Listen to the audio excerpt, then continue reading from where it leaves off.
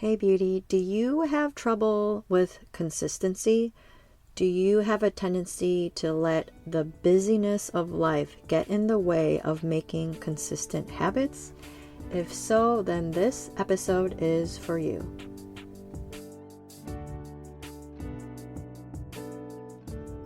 Welcome to Her Holistic Healing. Do you want more energy and less anxiety so that you can do all the things? Are you searching for meal ideas, essential oils, and other holistic treatments? Do you wish you could know which direction to take with your health so that you could finally feel better? Hey, I'm Alexandra. I love Jesus. I'm a wife, mom of 3, and registered nurse with years of experience in clinical research. I also wanted more energy so that I could have more fun and keep up with my growing child. I too was confused about all the different diet and treatment options. I too wanted to wake up every day and feel good, but I felt anxious because I couldn't solve the mystery of my health. Until God showed me that He is the source of true healing. In this podcast, you will learn holistic treatments and Bible truths that will lead you to the peace, joy, and freedom that you have been hoping for. So what do you say we take a break from the mind-numbing humdrum busyness? Let's rest and let God be our healer and helper.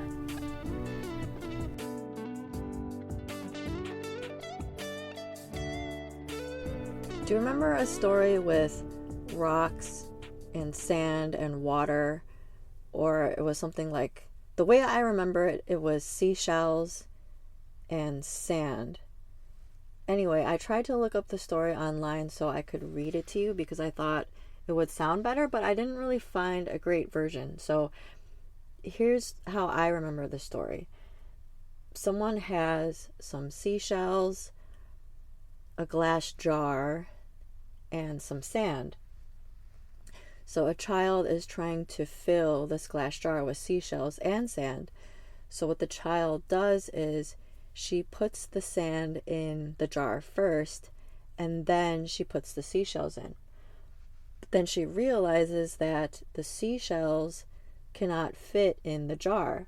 The seashells, of course, are bigger than the sand. So if she had put the seashells in first, the sand would have fit in between the seashells, and she would have been able to fit the seashells and the sand in the jar. I guess when I was looking it up, I guess the story really has to do with rocks and water and sand. But anyway, the point is that if we fill our days with the little things that don't matter, we're not going to have room in our day for the big things. I was thinking about this story a lot. This story can apply to how we manage our time. It can also apply to how we manage our money. I had heard this story a bunch of times, but I never really thought about it so much until now, because my husband and I are trying to get our finances in order. Our food budget is really tight, so what we've been doing is buying the really important foods first, and then if we have enough in our budget for the treats, then we buy the treats. This is just I think this story can really transform your life. If you say to yourself that you're not consistent, you don't have enough time in the day, you're too busy to be consistent with your health, I think this is so important for you to make space for the seashells in your life. Make space in your life for the most important things, and then you can fit in the small things later. So if you're having trouble being consistent with your health habits, I think first you need to know what to make space for. You need to really know what is important for you. You need to be crystal clear on what your values are. One way that you can do this is that you can create a 3-year plan for yourself. They say that a lot of people overestimate what they can do in a year, but they underestimate what they can do in 10 years. 3 years is a pretty good place to start, I think, because you can get a lot done in 3 years. You can reach a lot of your goals in 3 years.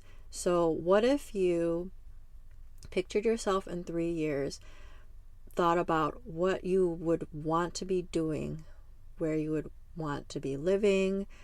Maybe you have a weight loss goal. Maybe you want to feel better. You want to have more energy. You want to get rid of health symptoms. I think that you should, in your 3-year vision, if your main goal is to be healthy, you can definitely put your health goals in there. But I think it would be helpful for you to have a vision for your entire life. So if you were to pick a day 3 years from now, what would you be doing? Who would you be spending time with?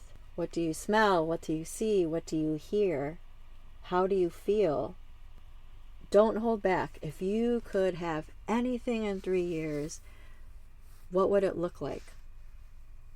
You could also create a vision board.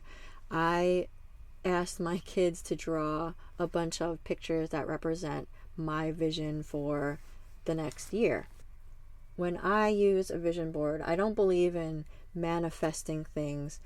I believe that if you keep your goals in front of you, if you look at them every day, if you visualize them, it'll just help you to remember what they are. It'll train your brain to work towards those goals. Psalm 37:4 says this: "Delight yourself in the Lord, and He will give you the desires of your heart." I think some of us are afraid to dream. We're afraid to even think about what is in our heart. What do we desire in our lives? Maybe we do this because we've been heartbroken a lot. Maybe we've tried to reach a goal, but we haven't achieved it. I believe that some of your desires, some of your dreams come from God. The CEO of a company called Horatio Printing, who makes these beautiful paper planners, at the beginning of her podcast, I don't know if she still has this in her jingle, but she says something like, your dreams matter because you matter. She also says that God is not some mean person who just dangles things in front of you and laughs because you can't achieve what you want. She really doesn't say something like that, but that's the thought that I get. She does say that your dreams matter because you matter.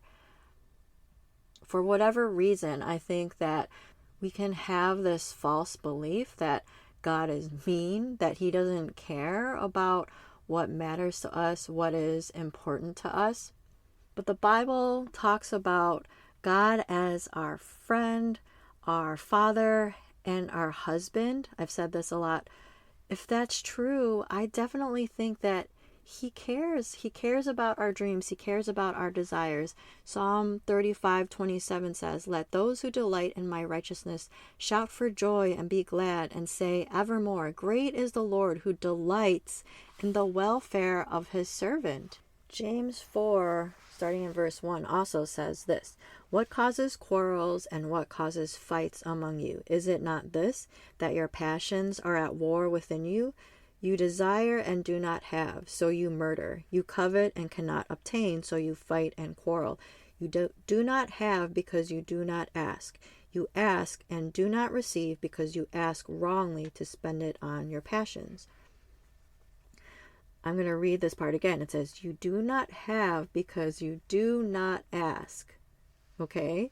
God wants us to ask. But also it says, you ask and do not receive because you ask wrongly to spend it on your passions. So when we ask for things, God cares a lot about our intentions, right?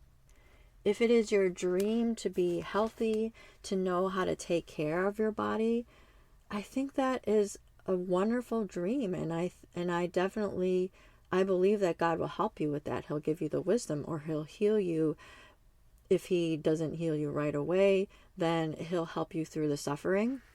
I just want to encourage you to dream, to think about your desires, to write them down, to pray with God about them, because I definitely think that He cares about them. I definitely think you should ask, just like it says in James, you do not have because you do not ask. It's so simple, right?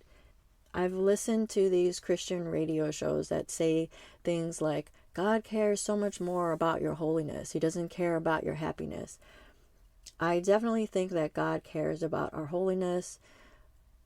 I believe that He cares about our happiness as well. I believe that He wants what's best for us. And sometimes what is best for us is for us to go through suffering so that we can learn something or that we can grow. However you look at it, God is a good Father. We don't have to fear that we're going to miss out on something with God, because even if we ask for something and He says no, we know that He has something better for us. But sometimes we don't get what we want because we don't ask, right? So I really challenge you to write down a 3-year vision and or make a vision board. And you can also write down the following. You can write down, what are some roadblocks that I have that will block me from reaching these goals? What are some negative mindsets? What are some barriers that I have in regards to time? What do I need to let go of? What do I need to add? What are some opportunities? Do I need to invest in coaching, or do I need more accountability? Do you need to completely rearrange your schedule? Do you need to sit down for a week and write down everything that you do so you can know what you need to cut out? What needs to change? What needs to change in your life so that you can reach your 3-year vision, so that you can obtain these wonderful dreams that you have? And if you don't know where to start when it comes to your health, here are just some ideas. You could start taking a walk 3 times per week. You could start by taking a Sabbath once per week, or a mini Sabbath. You could eliminate one unhealthy food from your diet for a week or a month, something like pop or sugar or gluten or dairy or something like that. You could add some vegetables to your diet. There are so many ways to get started, so I do hope that you get started somewhere. If you need some extra help, go to herholistichealing.com/free to get my free cheat sheet. It's called Hope for Your Health, a simple cheat sheet for getting started with holistic health God's way. I will leave the link in the show notes. I also really encourage you to get some accountability. It's so much easier for us to reach our goals when we have someone to keep us accountable, someone to cheer us on, someone to encourage us. So your action step for today is to create your 3-year vision and or your vision board. Just so you know, I've never been a really organized or systematic person. This is something that I've learned over time. I now use a paper planner. I'm super intentional about how I spend my time. If I never made a vision board or started using a paper planner, started getting more intentional with my time, I don't think you'd be listening to this podcast right now. You also wouldn't have the opportunity to read my book, Discover God's Health Wisdom, Exposing 8 Common Myths That Keep You Sick. I don't think that book or this podcast would ever be in existence if I had not gotten so intentional about how I spend my time. So I really hope that this encourages you. I hope that this motivates you to think about your dreams, evaluate how you spend your time, so that you can stop letting the busyness of life get in the way of making consistent habits.